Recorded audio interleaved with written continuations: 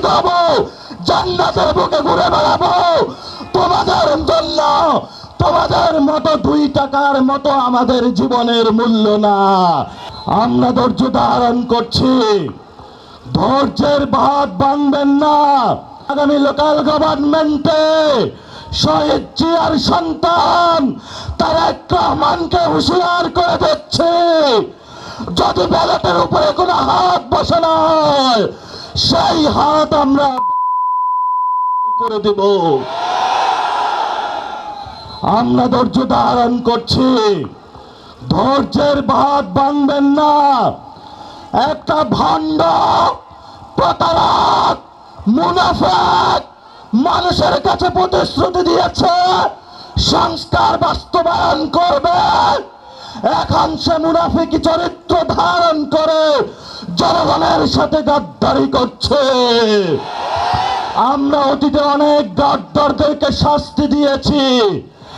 ইনশাআল্লাহ বাংলার মাটিতে যদি গণভোট বাস্তবায়ন না হয়, সংস্কার বাস্তবায়ন না হয়, বাংলার মাটিতে এদের বিচার হবেই হবে ইনশাআল্লাহ। শেষ কথা যেটা, পশ্চিমবঙ্গে গেরুয়া পতাকা এসেছে, আমরা এখানে আছি ইনশাআল্লাহ প্রস্তুত।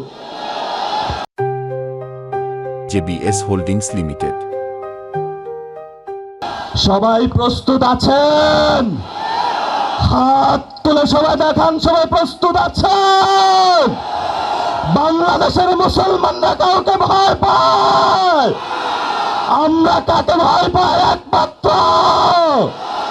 আমরা একমাত্র আল্লাহকে ছাড়া কাউকে ভয় পাই না। অসংখ্য শহীদ আমাদের সামনে আছে, শহীদ হব, জান্নাতের বুকে ঘুরে বেড়াবো তোমাদের জন্য। তোমাদের মতো 2 টাকার মতো আমাদের জীবনের মূল্য না। শেখ হাসিনাকে নিয়ে আসবো এই দেশে, তারা যেভাবে দেলোয়ার হোসেন সাঈদী থেকে শুরু করে অসংখ্য মানুষকে বাংলাতে ফাঁসির কাস্টে ঝুলিয়েছিল, আমরাও তাদের বিচার করব ইনশাআল্লাহ। শেষ কথা যেটা, সীমান্তে হত্যা হয়, উনি বলে সবার আগে বাংলাদেশ, বলে জাতীয়তাবাদী, এটা ভুয়া জাতীয়তাবাদী।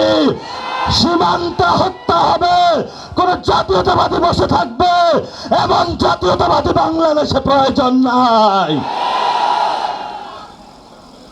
এই আমাদের রাজশাহীতে মাওলানা ভাসানী, এখানে দাদার বয়সী অনেকে রয়েছেন, 90 বছর বয়সে বলেছিল আমার জলের অধিকার লাগবে, ভারত তুমি বড় রাষ্ট্র হতে পারো, কিন্তু পানির অধিকার আমি ছাড়বো না।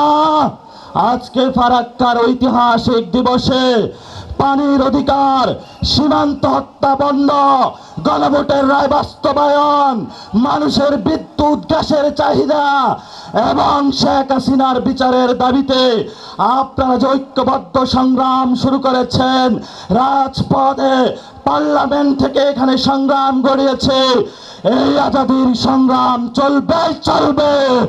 ইনকিলাব জিন্দাবাদ। আসসালামু আলাইকুম। কর্তৃপক্ষের কাছে ক্ষমা চাচ্ছি, একটু বেশি সময় নিয়ে গিয়েছি।